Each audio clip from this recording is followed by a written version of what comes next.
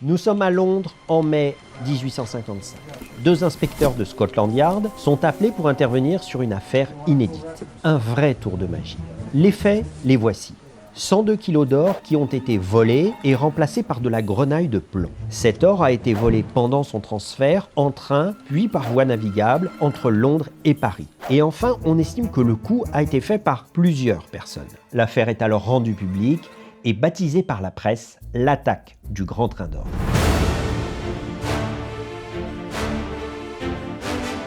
Qui aurait été assez fou pour se lancer dans ce cambriolage insensé? On a longtemps considéré cette opération comme impossible et elle aurait sans doute pu inspirer le film Ocean's 11. Et comme souvent dans les oubliettes de l'histoire, tout commence autour d'une bonne pinte bien fraîche. Bah oui, ça se passe à Londres, alors on boit une bière. On aurait été à Bruxelles par exemple, on aurait bu une bière en fait. Bah, c'est pareil, marrant ça. William Pierce, 37 ans, a quelques problèmes avec les jeux d'argent. C'est d'ailleurs pour cette raison qu'il a été licencié de la SER, la South Eastern Railways, l'une des compagnies ferroviaires majeures de l'époque. Il continue cependant de fréquenter ses anciens collègues ainsi que leurs habituels lieux de détente. Et aujourd'hui, au pub, entre collègues, ça parle d'un certain convoi d'or qui se fera via le chemin de fer. Une information qui aurait dû rester confidentielle. William Pierce ne perd pas une miette de la conversation et n'a désormais qu'une seule idée en tête. Mettre la main sur l'or en organisant le plus grand casse de l'histoire. Rien que ça. D'autant plus que, petite précision, à ce moment-là, il n'a absolument aucune expérience en matière de cambriolage. Mais vous connaissez la réplique tirée du Cid de Pierre Corneille, mais pour leur coup d'essai, veulent des coups de maître. William Pierce va alors se rendre quotidiennement au pub afin de glaner le plus d'informations possible sur ce fameux transfert d'or. Le trajet d'abord qui se fera entre Londres et Folkestone avant un départ pour la France. Il note également scrupuleusement les différentes dates, mais aussi le roulement des gardes ainsi que le planning des différents employés impliqués dans le convoi. Mais le point le plus important, celui qui va déterminer finalement toute la faisabilité, c'est tout ce qui concerne la sécurité autour des lingots d'or. 4 caisses en bois dans 3 coffres forts sous la surveillance d'un garde. Et raffinement ultime, chaque caisse en bois est scellée par un sceau en cire et 2 clés distinctes sont nécessaires pour ouvrir le coffre. William le sait, il ne peut pas réaliser ce casse tout seul. Il faut qu'il s'entoure d'une équipe. Et sa Dream Team, la voilà. Mais vous nous connaissez, on ne va pas vous laisser avec ces pauvres images.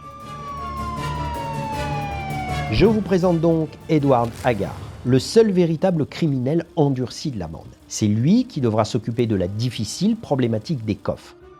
Il n'en est pas à son coup d'essai et a déjà eu quelques démêlés avec la justice. Haggard, lui, ce qu'il aime, c'est le travail à l'ancienne. C'est un véritable esthète du cambriolage. Dans un tout autre style, voici le deuxième membre de notre Suicide Squad, William Tester, l'informateur. Cadre de la société ferroviaire, il dispose d'informations sensibles et d'un accès privilégié au sein de la SER. Mais il a 2 points faibles, l'alcool et une nervosité chronique. Et enfin, the last but not least, James Burgess, alias The Inside Man. Il travaille depuis plusieurs années à la SER en tant que gardien. La société ferroviaire vient justement de lui réduire son salaire. Et bien sûr, le mastermind, le cerveau derrière toute l'opération, William Pierce himself. Il n'existe malheureusement aucune photo de William Pierce. Du coup, on a cherché une solution qui s'appelle IA. Pour la petite histoire, Edward Haggard, il a d'abord refusé de prendre part au cambriolage. Pourquoi ? Parce que il considérait tout simplement que c'était impossible. Pour lui, il y avait un écueil incontournable. Et cet écueil, ça concernait les clés des coffres-forts. Comment ils allaient faire pour les récupérer ?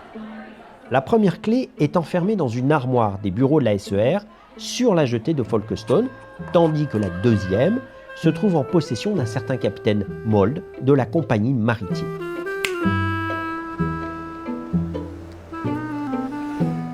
Alors ça, c'est le capitaine Mold, justement, qui vient de perdre sa clé. Si ça fait de lui un gros boulet, ça fait également les affaires de William Pierce et de ses acolytes. Et pourquoi, me diriez-vous ? Eh bien parce que dans ce cas-là, le protocole de la banque, il est clair. Les 2 serrures, et donc les 2 clés, doivent être changées. C'est le seul moment, la seule possibilité de voir les 2 clés réunies. William Tester, l'informateur qui, je vous le rappelle, travaille au sein des bureaux de la compagnie, va alors avoir l'occasion de mettre la main sur les deux clés.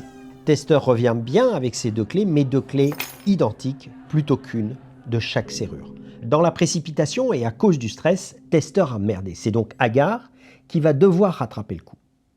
C'est marrant parce que ça fait plusieurs fois qu'on parle d'Agar et j'ai quand même l'impression que sans lui, ce cambriolage, ce coup parfait, ça aurait été surtout un grand fiasco. Un moule en cire est réalisé et les deux clés sont rapidement remises à leur place.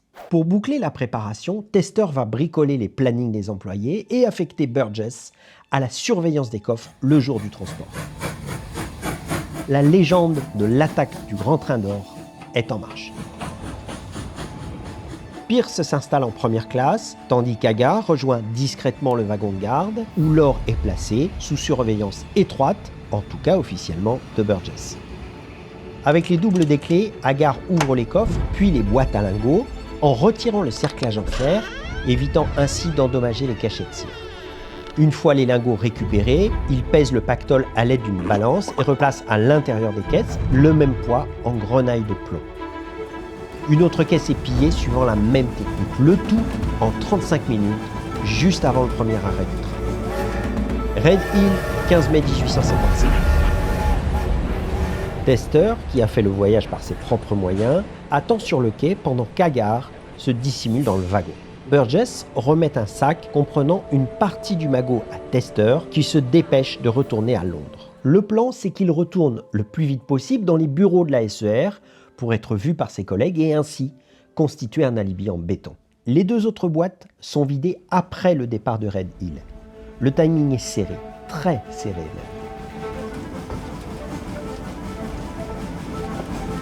Une fois à Folkestone, les coffres, comme à chaque arrêt, sont pesés pour en vérifier le poids.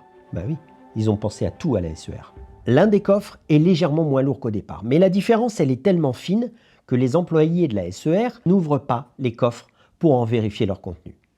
On n'est pas à 10 grammes près. De leur côté, Agar et Pierce poursuivent leur voyage en train jusqu'au prochain arrêt à Douvres. À leurs pieds, 2 gros sacs en toile contenant 50 kg d'or. Ce sont au total 102 kg d'or qui ont été volés et qui représentent la somme de 12 000 livres environ, soit l'équivalent de 1,2 million de nos euros actuels. Pas mal pour un coup d'essai. On vous laisse d'ailleurs au passage imaginer la tête des douaniers français découvrant les sacs de plomb. Et en bon français, ils commencent par penser que le coup a été fait forcément de l'autre côté de la Manche. En même temps, sur ce coup-là, on ne peut pas tellement leur en vouloir parce que ça s'est vraiment passé comme ça. On se retrouve donc avec nos deux inspecteurs du début de la vidéo qui vont en chier. Ils interrogent et réinterrogent tous les employés et refont 100 fois le chemin de l'or sans succès. Pendant ce temps, Tester, Pierce, Agar et Burgess se sont retrouvés pour fêter leur victoire, autour d'une bonne pinte bien fraîche. James Burgess, avec ses 14 années de bons et loyaux services, est rapidement mis hors de cause. Tester, qui a été vu dans les locaux de la SER, n'est pas inquiété non plus. Quant à Pierce, il est totalement absent de toutes les pistes explorées par la police. En revanche, Agar va devenir le maillon faible de cette affaire. Mais pas pour les raisons que vous imaginez. C'est là qu'entre en scène le dernier personnage de cette histoire.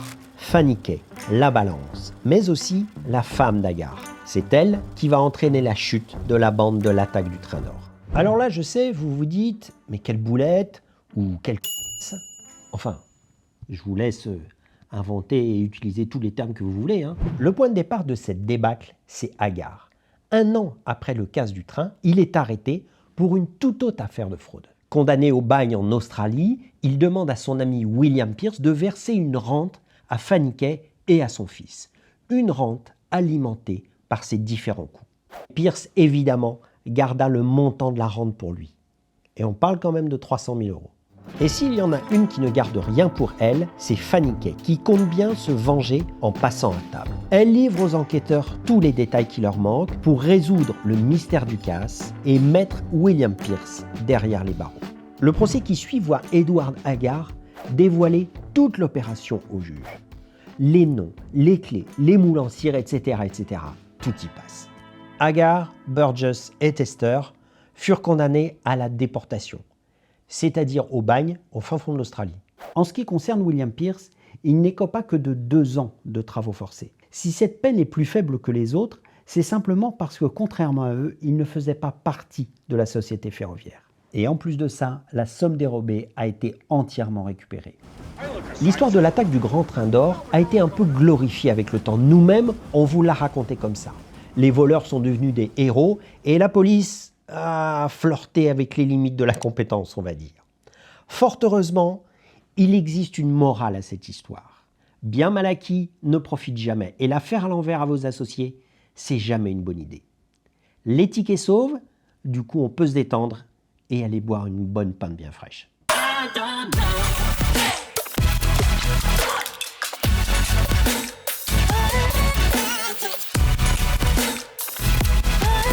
Et si vous ne voulez pas qu'on finisse dans les oubliettes de YouTube, merci de vous abonner.